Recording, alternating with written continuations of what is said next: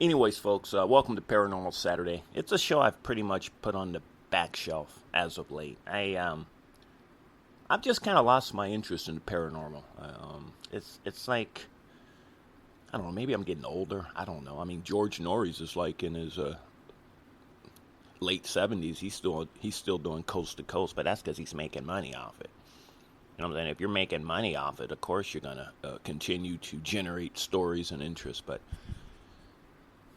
as a hobby, it's just, here's the thing, folks.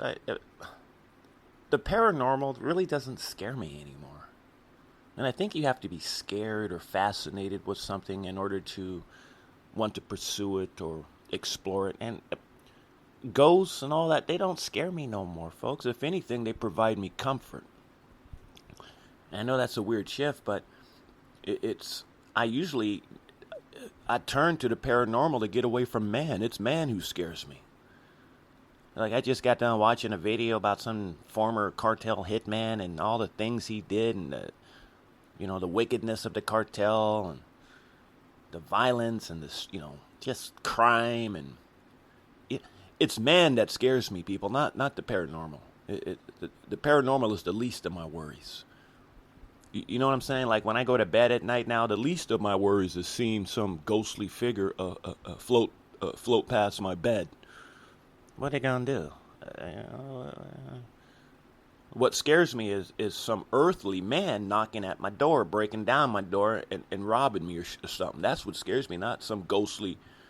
People say, I looked down into the basement and I saw a feminine ghost-looking thing float. I say, so what? So it's like, I'm like this now. If I ever, like, if things still do happen. Like, I'll roll the dice sometimes and it'll like be the same number like 6 times in a row. And I'm like, I yawn. I'll be like, you know what? Or I'll get like a random, I'll go to the gas station and it'll end in 666, like, $66.6 cents, or 8887. I'm like, so what, man? Is that going to pay my bills? I'm like, I'll tell you what, paranormal. If you really want me to be impressed at this stage of my life, pay my doggone bills. Or, all these random occurrences, random this, random that, coincidence. I say, well, I'll tell you what, coincidence and random my ass to win the lottery. Then I'll be impressed. Do something. But if you're just going to float around and drop dishes here and, shake a chandelier there, open a cabinet door, you know what I'm saying? Whatever. So what? I guess I'm at the stage of my life, folks, where I'm like, either show me something or step aside. And to be honest with you, folks, ghosts are probably more afraid of us than we are of them. If there is a spiritual realm, they look at what man does.